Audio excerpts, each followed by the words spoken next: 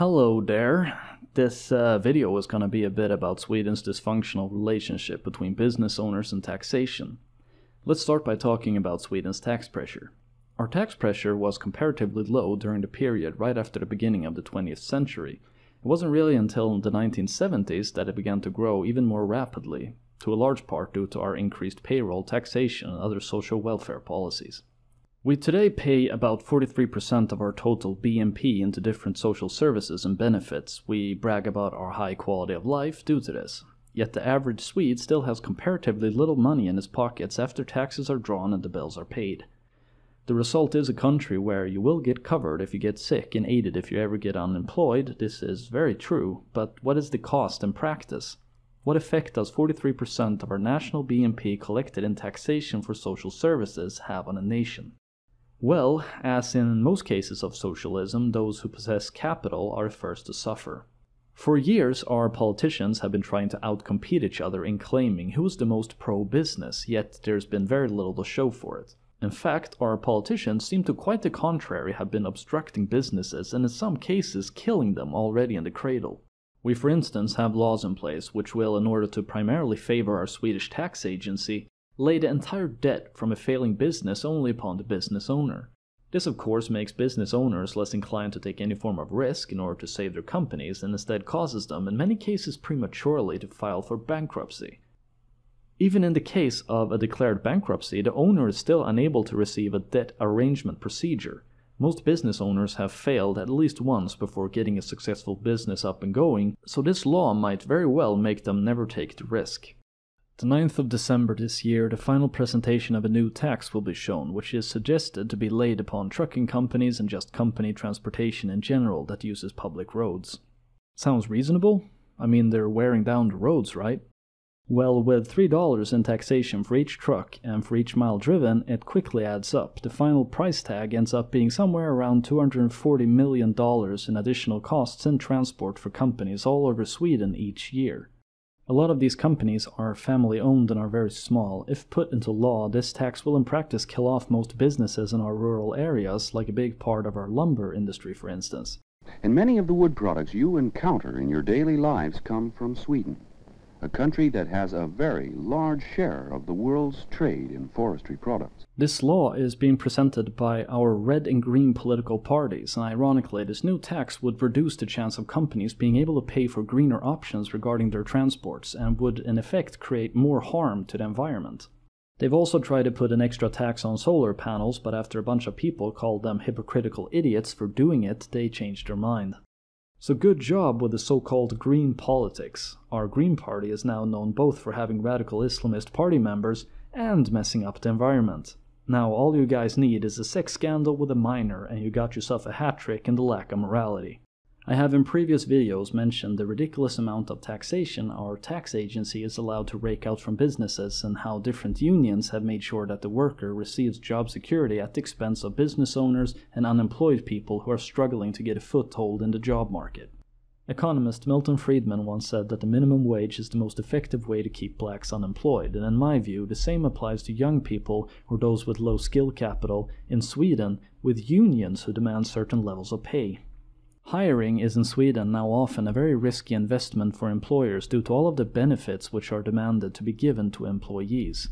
In, for instance, the case of an employee being unable to work due to long-term illness, an employer facing financial problems is despite that still expected in Sweden to pay 25% of the employee's sickness benefit.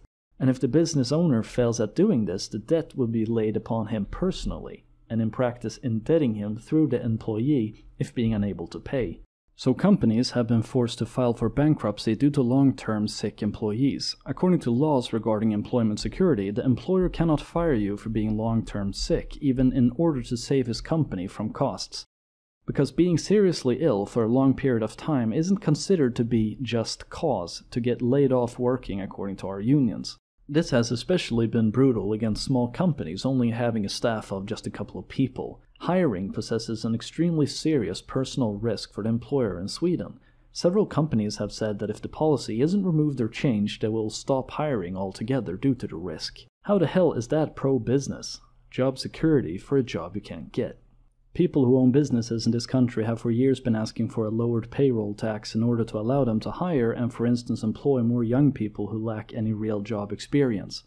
The payroll tax we have today has a negative effect since it obviously only benefits those who are employed, and the companies are, due to its sheer cost, unable or unwilling to employ and instead decide to run businesses while being understaffed. Denmark, for instance, have a lower payroll tax, yet choose to make the worker pay for social services through an increased income tax. Despite having a higher tax pressure than Sweden with their 48%, their system is in my view superior since it at least makes employers more willing to hire. Okay, so I recently got another tattoo, and the artist who did it told me that running his shop while being mostly alone was killing him. He has severe back pains and crunches painkillers for it. He had recently been contacted by a talented artist who wanted to work for him, but due to the costs added and taxation upon hiring him, he instead was forced to decline well-needed help. So the artist was sent back out on the streets to keep looking for a job, and the business owner was now forced to keep ruining his back in order to make his business go around and keep clients happy. Who benefits from this shit? It isn't the business owner and it isn't the person looking for a job. 4 out of 10 companies have hired young and inexperienced people due to a lower payroll tax and a lower initial salary. The lower taxation has been especially successful at getting people hired in the hotel and restaurant business. The payroll tax has been lowered for people below 26 years of age, yet most, very often socialist critics, are hammering it non-stop and want to return to the old levels of 31% across the board. They deem 4 out of 10 workers who get hired to be unsatisfactory and want to return to 0 out of 10 instead by raising taxes. 10,500 Swedish companies whose owners were questioned about returning to the old levels said that if that would happen, they'd then be forced to let people go and only hire older, safer, and more experienced personnel. The companies instead called for a lower salary for people recently hired who lack any previous experience in combination with a 15% payroll tax for those born 1988 or later. In Sweden's production industry, for instance, the workforce is constantly coming closer to retirement, yet the companies don't employ younger people because of them not being able to afford the risk and loss of production while training them. And in the job advertisements, they explicitly ask for people with up to 5 years of previous experience and basically only want to hire people who are, in a majority of cases, already hired somewhere else. Since 2009, following the financial crisis, Swedish industrial production has yet to recover. Our production industry consists of about 20% of our total BNP and is extremely important to our export. And expensive taxes laid upon hiring new people in combination with an aging workforce hardly set Sweden up for a bright future using the current policies. The pool of new workers is also extremely limited since women and immigrants don't apply for these jobs, so the primary applicants are mainly ethnic Swedish young men, who also statistically graduate to a lower degree than women. Sweden has a long history of high-quality industrial production, but high taxation and socialist policies are about to kill that tradition through Swedish companies getting outcompeted by cheaper production in, for instance, Poland and China. The dropout rate for these types of programs is also insane. I've been studying a program which prepares me for getting a job in industry, and when we started off there was 20 of us, and when I graduated there were about 6 of us. So anyway, with Sweden's generous social security net, people who are already employed are enjoying a large amount of benefits and job security, while young people often get bounced around on mere slabs of full-time jobs which have got chopped up in order to wormhole around having to pay for said expensive benefits. You get provided with a couple of hours of work, yet you get cut off when you start coming close to the amount of hours which would entitle you to get covered by job security laws. This is, for instance, very common if you work with caring for the elderly. This severely hurts a person's economic freedom and also keeps them in a state of pre-adulthood in where their unsatisfactory salary keeps them bound to living with their parents or just renting a single room that is the size of a closet. All of this happens while our current government buys apartments for several millions of crowns to rent out exclusively to immigrants through taxpayers' money. So they could obviously afford a greater tax cut, but our government still seems to lack any real incentive to do so for businesses in order to get young people in Sweden hired. We have a pension system in place which is designed for a country where a citizen will get their first steady full-time job much earlier, combined with a guarantee pension which is below the poverty line according to EU standards. Norway has even described our system as being brutal against our elderly. Our increasing life expectancy has severely screwed up the pension system as well, and now demands that people work for more years while still in many cases not earning much more than the guarantee level. And I haven't even added the cost of a gigantic bulk of unemployed immigrants to this shitpool, all who receive full guarantee pensions while still having never paid any taxes. Our pension system was designed for Sweden, full of economic abundance, early employment, and available housing. You can call me negative, but I don't really consider that to be Sweden today. On a positive note though, it at least seems like our leftist media has finally somewhat admitted that a nearly analphabetic immigrant with 3.6 years of Quran school under his belt most likely won't offer Sweden any real profit in the form of future income taxes.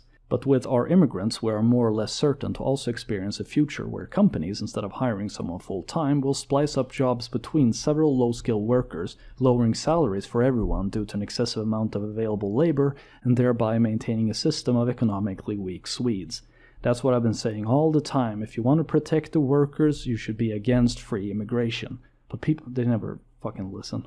But anyway, people on the political left will claim that our tax pressure has gone down, but it's actually only due to a new system being in place which calculates our BNP differently.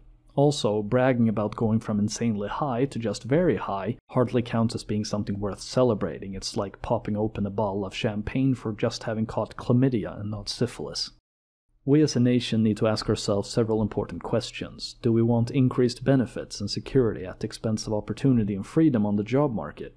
Do we want tax reforms which would make employers more positive to employ young people earlier, which would allow our socialist government to leech as high taxes out of them that way instead? The Swedish government, in my view, needs to loosen its grip of the leash around the business owners' necks, and the Swedish voter, especially the young voter, needs to ask himself, do I want a handout or a job? Because you obviously can't get both. We have cheaper production costs just outside of Sweden's borders. We need to start fighting to keep companies in this country. And we can start by getting rid of those currently killing them.